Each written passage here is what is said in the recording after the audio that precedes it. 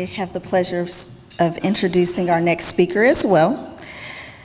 Lacey Cruse is a first-term county commissioner for the 4th District of Sedgwick County, Kansas, which covers the north-central part of Kansas, the second largest county. Cruse was elected to the Sedgwick County Commission in November 2018 and began serving in January 2019. As a commissioner, Cruse has proven to be a fierce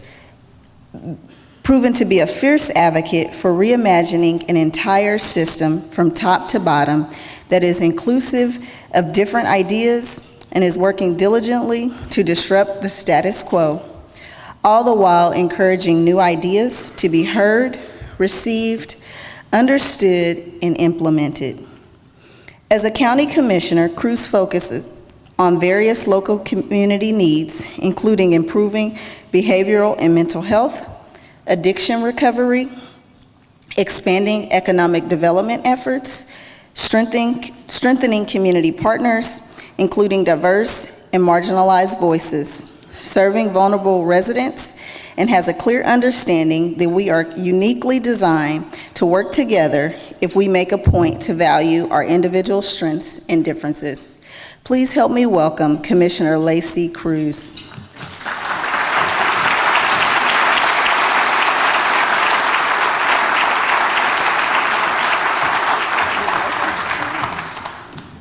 All right, how are we all doing? We full?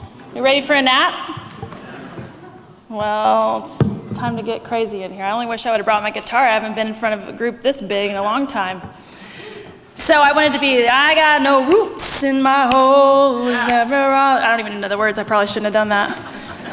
But the point of this is to talk about the root cause of homelessness. I live in Midtown, so I see it every single day. Who lives close by here? Anybody? Got a few? I'm gonna see if I can run this clicker. All right, so let's just start it. So listen, I understand that I'm not an expert speaking to a room full of experts on housing, okay? So I'm not even gonna try to pretend.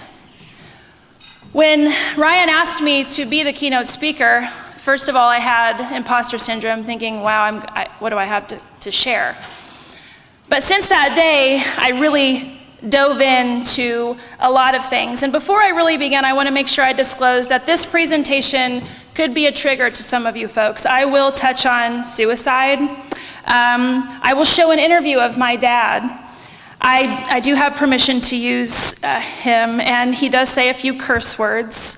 I also do crack a few really bad jokes, so that I hope you'll laugh at those. But let's just get started.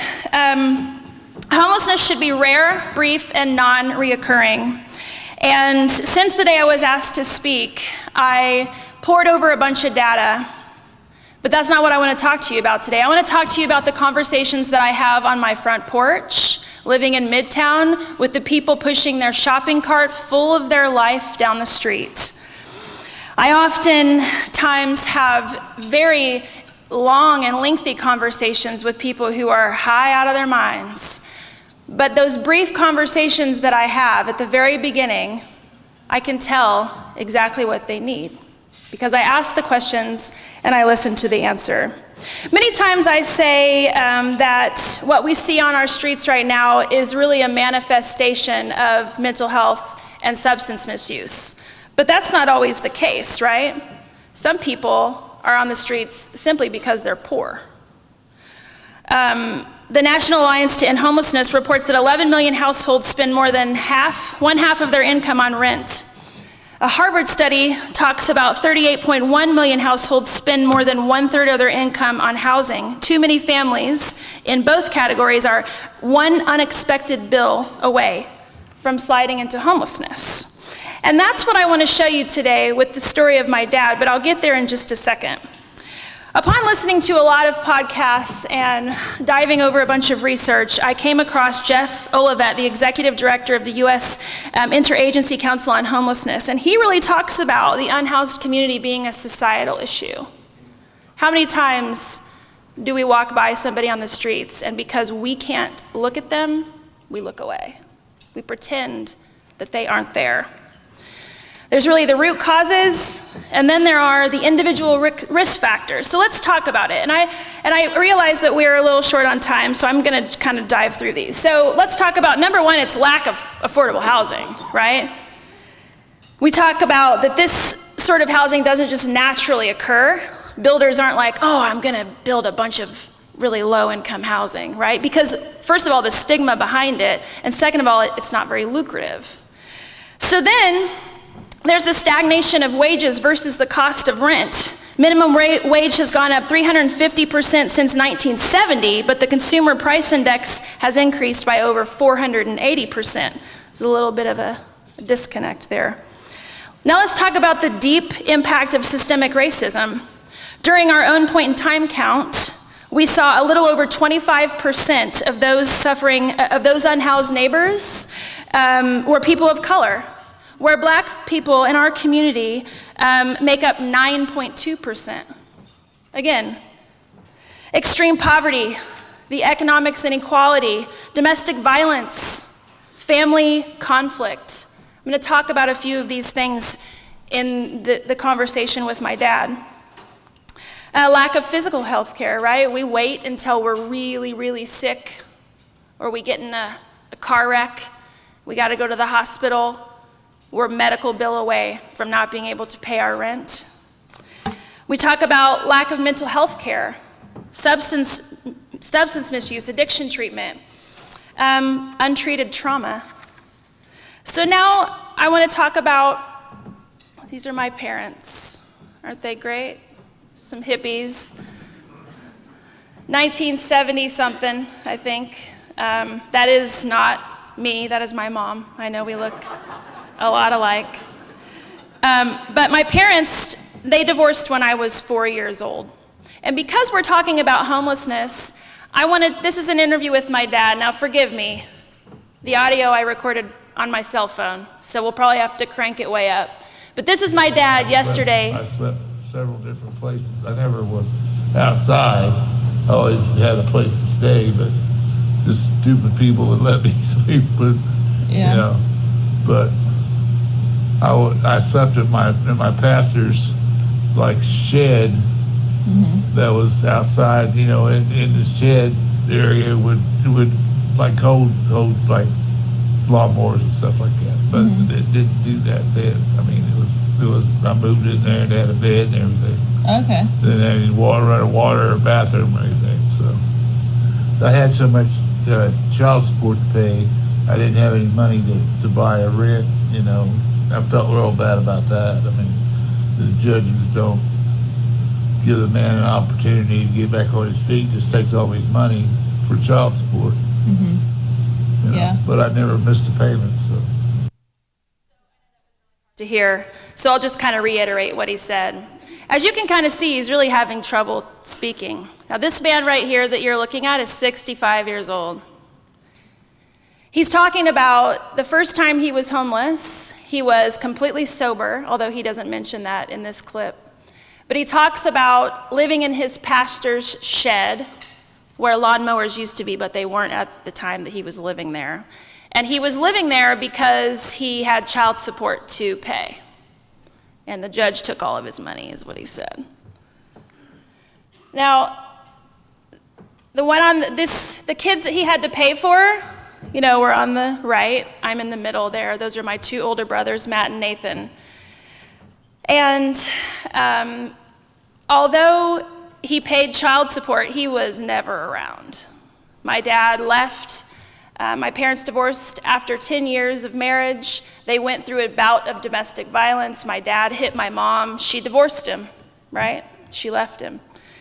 And I tell you this story because it's not for sympathy, right? I'm not telling you because, you know, I want you to feel sorry for me. I'm telling you because these are the stories that many of us may find that we experience ourselves, or that we know somebody who has experienced it, and these really get down to the heart of the issue.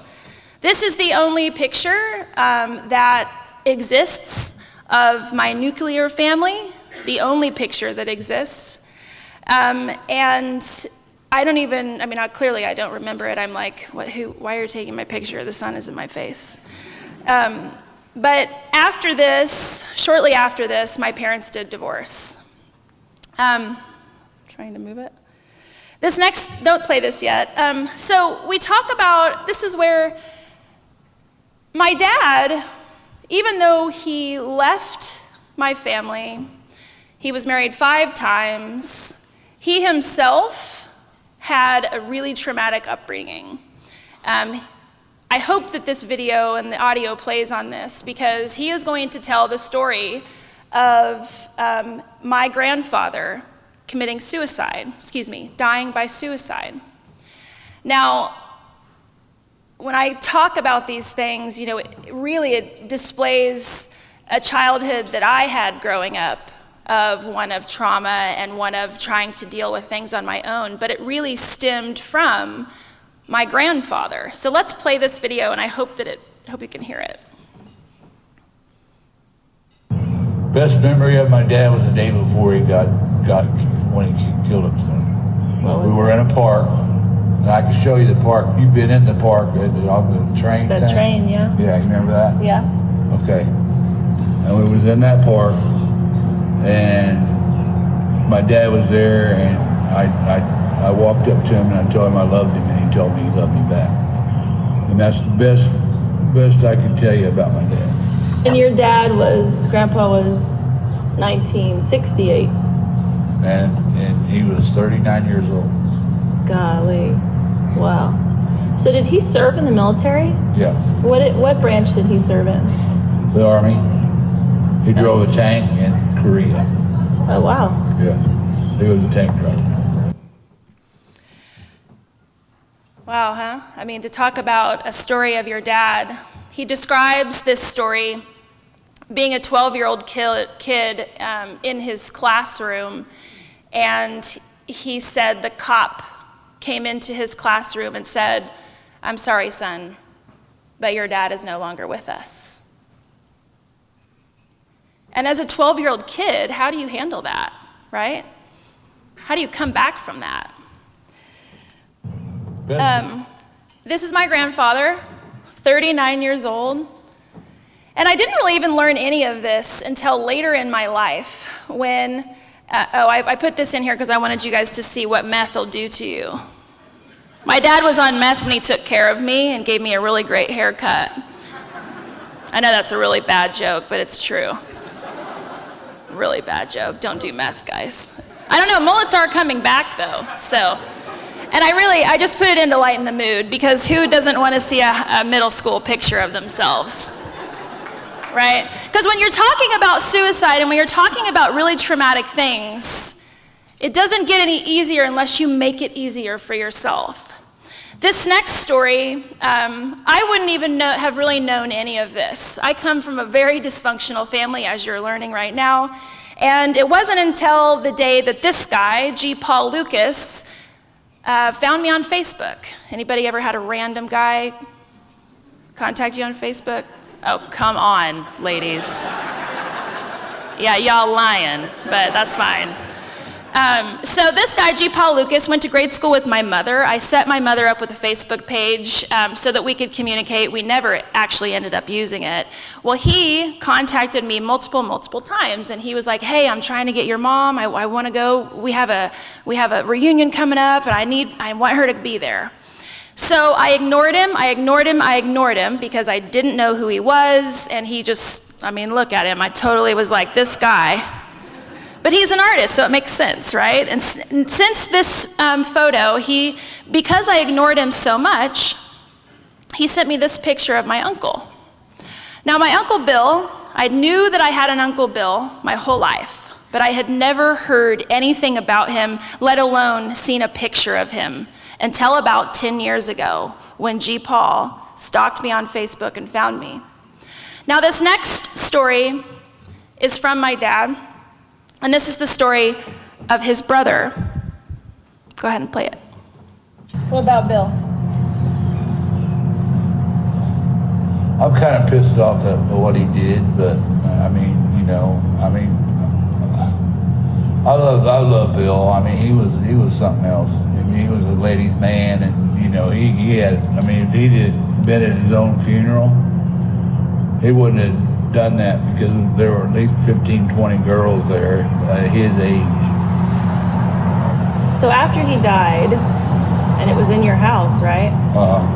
I didn't go into the house for 3 weeks. Oh, wow. For 3 weeks? And when I did go in the house, there was no blood at all anywhere. They cleaned it up? They cleaned it up, but they left the packaging from an ambulance stuff, it was there, but no blood was there. Oh, wow. Yeah. So if he shot himself right here, Yeah. it'd come out the kidneys, there'd be a lot of blood. So I was surprised by that. Do you think he did it on purpose? Do you think he was... I think he was depressed and he was looking for a way out, but I don't think I loaded the gun for him because there was a kid there that they was claiming that he was messing with his girl, and Bill don't need no other girls. I mean, he had plenty, and I'm serious, he was. Yeah. He was a good looking guy. He was a good looking guy. Yeah. Real slender. So that was 1978? 78, yeah. March 4th, right? I don't know the date. So then 10 years after hearing about the death of his father, shooting himself in the cemetery where he's buried in Ark City, 10 years later, at the age of 22, his 17-year-old brother shot himself through the kidney in my dad's living room. And I don't know if you heard it on the clip, but he talks about he wasn't able to go in the room for 3 weeks. Imagine that, dealing with the death of your brother, your little brother, who actually came to live with him because my grandmother couldn't really handle him. Imagine Bill was really young when his own dad died. And so the trauma just continues, right? And my dad's really never dealt with any of this. He called it Crystal. He almost named me Crystal. Thank goodness he didn't. I don't know where Lacey came from, but it's not Crystal or Star. That's what happens when your parents are real hippies and use lots of drugs. He's really just been absent my whole life, and he's been absent because he has fulfilled whatever he needed to fulfill with everything but being a father. And so telling this story to you today is in the sense of homelessness and in the sense of housing is because not that long ago, my dad attempted suicide himself. And after your dad, who never took care of me, all I wanted was for him to call me up and give me a birthday card maybe once. But now, his care, who does it rest on? It rests on me and my brother and my sister-in-law. And it's very difficult to, really love a man your whole life, and he never really ever reciprocate it. And now to find the care that he's in takes a lot of strength and will, not to punch him in the face sometimes. What about Bill? So this is Bill, again, that 17-year-old kid who had 15 girls in the cemetery. He's buried in Rochester Cemetery in Topeka. Anybody been there? It's a beautiful old Civil War cemetery. So if you go in, you'll notice that, this is the images. So when Paul reached out to me, the guy in the middle with this, smirk on his face, he's a wonderful photographer. He took all of these photos. You see my dad's flipping him off. He's a hot mess, but I had never seen any of these photos until about 10 years ago. I had never even heard any of these stories. I didn't know anything about my parents splitting until G. Paul came into my life and told me all these stories. And so when I found that I asked where he was buried, and that's when I discovered Rochester Cemetery.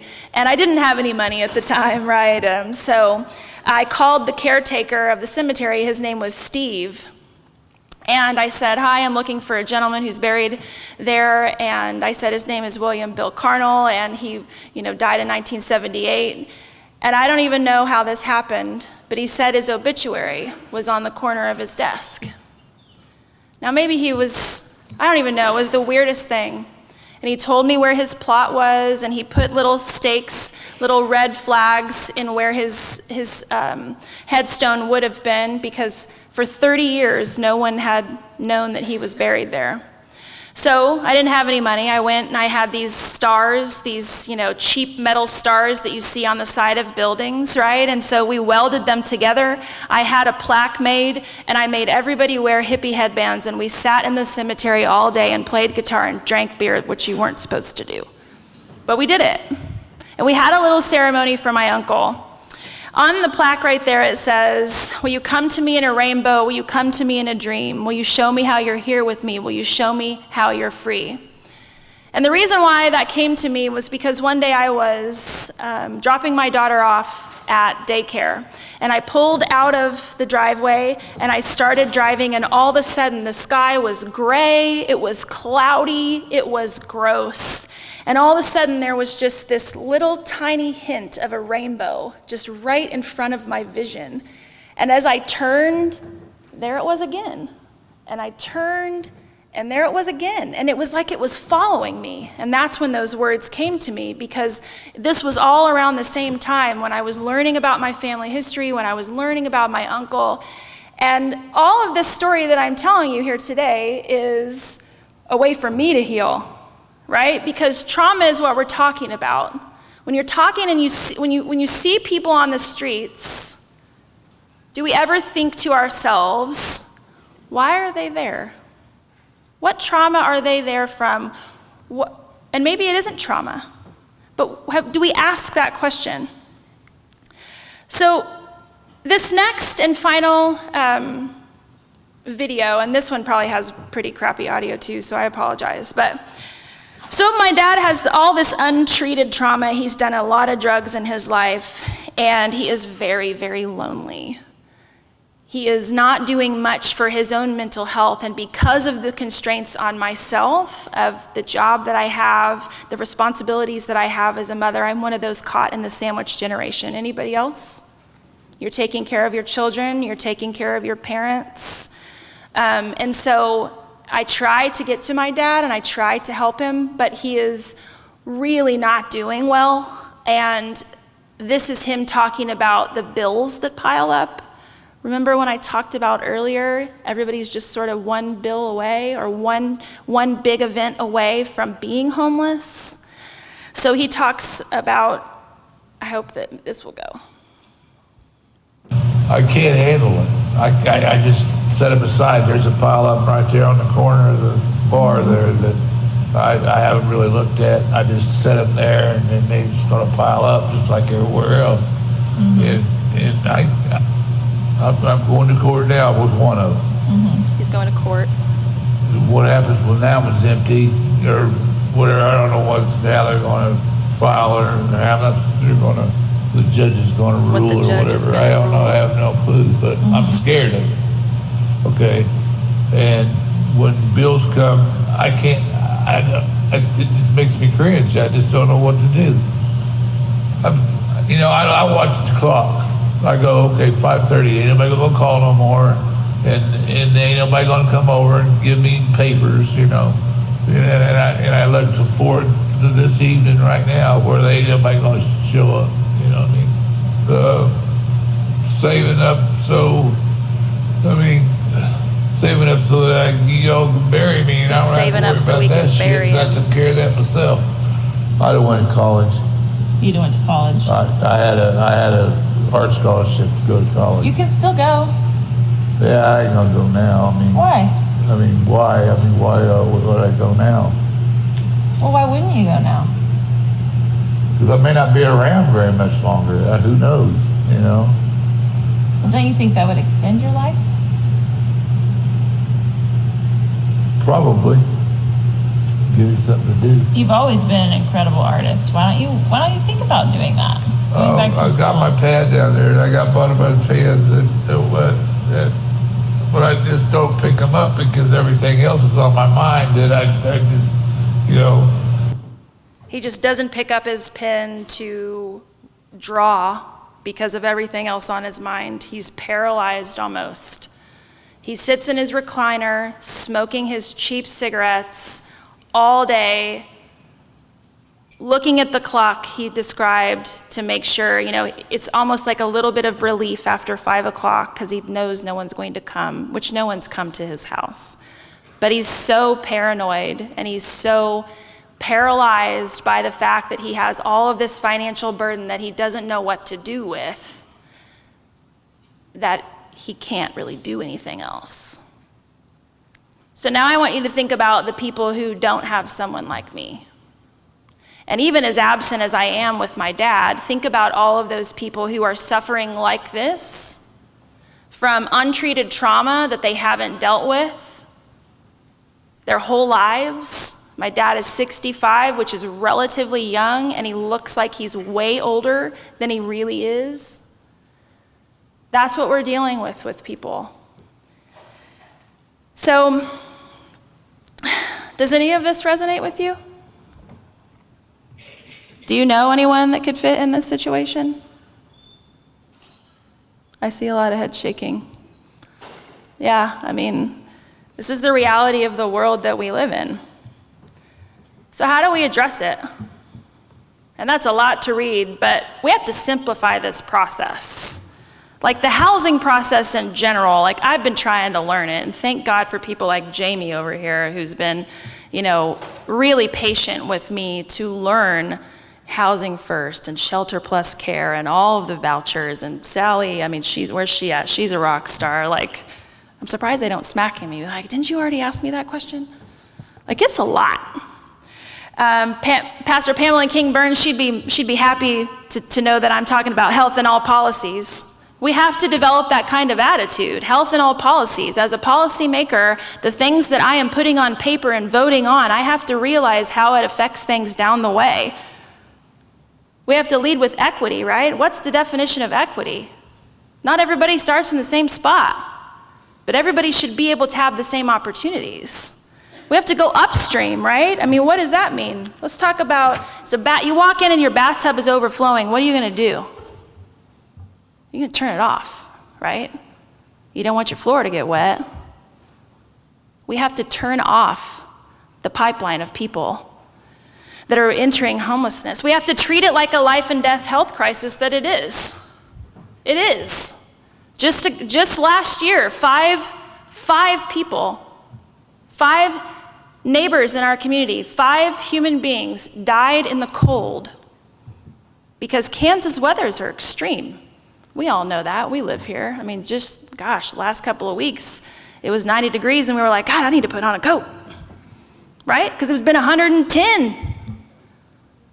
It's the extreme weathers here are crazy. We have to scale up solutions we know that work, right? What are those solutions? Permanent supportive housing. We got one example here with Humankind in the studios. We need a lot more of that. We have to be proximate to the issue. Politicians, which I am not, I am a public servant, thank you. I hate that word. It's kind of like the word hospice. Makes you feel something bad, doesn't it?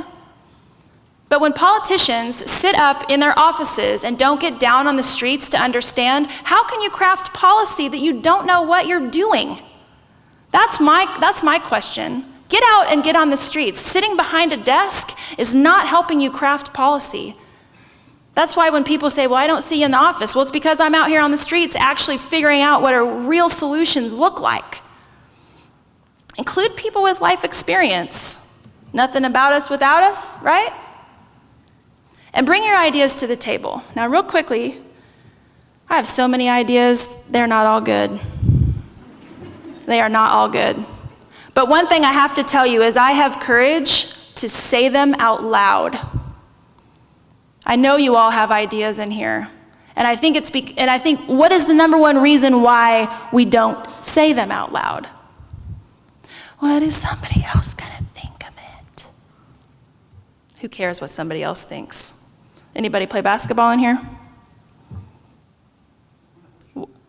When you were younger? Hey, you can still play. We can start up a league. You miss all of the shots that you don't take, right? If you don't ask the questions and you don't present your ideas, no one's ever going to know that you had that. So what if it's bad? We have got to come up with different ideas. I hate it when people say, oh, that's the way it's always been done. Well, the way it's always been done ain't working. And we have to change something. And it will take bold leaders giving those crazy ideas that maybe are so outlandish that no one knows. No one even knows what you're talking about. And you got to explain it. But at least you bring them. So let's talk about this. This is Via Christi St. Francis. They took an old building and built on top of it. They kept the character of the neighborhood. It's kind of a bad photo because I did it from Google Earth. But so the point of this is, let's talk about this building. Let's talk about the chapel. Let's talk about re-envisioning what a chapel could look like. Let's talk about redesigning and doing away with outdated institutional models of caring for people. Let's add the architectural integrity and history of the nation, of the area that we're in. Right here is where we were thinking about putting ComCare. Think about putting a $15 million expansion, and everybody wanted to tear that down. What if that was the entrance to a new mental health facility, crisis facility? What are churches designed for? Healing, community, connection. When you walk in this church, many churches all over, they're reverent. They make you feel good. But instead, we have institutional cinder block walls, no color whatsoever. We need to bring back greenery, right? Nature. Decorate the walls with landscape. Nature lowers cortisol levels. That stress hormone that women start to see right around our midsection. I'm 40, I'm getting there. You know, it's important to think outside the box. Let's put a $15 million investment and utilize that somehow and keep the integrity of the place, plus add modern spaces to it. This building right here is just up the street from this chapel. Could this be reimagined? Now, we have to do everything in a very fiscally responsible way. Yeah, I get it. But you just heard the governor talk about restoring historic buildings. You just heard her say that. So there is options available if we look for them. This is the Studios project. Could we add 150 more units right across this next to it? This is the Mark 8 that could be either torn down, right? I mean, what do these places attract? I actually talked to a girl who was staying at this motel, and guess how much she's paying a month? $650 a month. So these places aren't operating in the way that you think. Some of them are really gouging people because they have no other choice, or they think they have no other choice. Some more housing options here. I guess I want to get to this. You know, I appreciate your time and attention today. I know that this subject matter isn't easy to listen to. I know that it is difficult, and I hope that when you look at neighbors outside of us, when we leave here, you'll look at them in a different way. And so I'm going to close with local level ways to lead, right? Because that's what I am. I'm on the local level. So let's talk about dismantling oppressive systems. We can do that. They were built by humans. They can be dismantled by humans. We could do it if people really wanted to do it. We could do it quickly. We saw how quick that systems changed when we went through a pandemic. We can create incentives for development of affordable housing that are mixed use, mixed income level, streamline the process with planning and zoning for development. We're already talking about eliminating permitting fees. Let's talk about doing more of that makes sure people want to have a mixed use space. There's other ballot initiatives like the MAPS program in OKC. Douglas County did a ballot measure. We have Santa Clara Bond in California. These are some other things. But ultimately, at the end of the day, it's bringing your ideas to the table. As a local elected official, I seek out people's ideas, and I will listen to them because I'm an idea person, a big visionary type person. And if that's who you are, don't be afraid to bring your ideas to the table. Because at the end of the day, you have people like my family, you have people like my dad, you have people like your family, you have people like the friends that you know that are suffering on these streets. And we have to believe that we can solve this problem, and we have to remove the normalization of seeing people that are homeless. At the end of all this, we need to make sure that everyone feels like they matter and have worth. So when you're out on these streets, walking to where you need to go, if you see someone who is unhoused, tell that person, you matter. Thank you.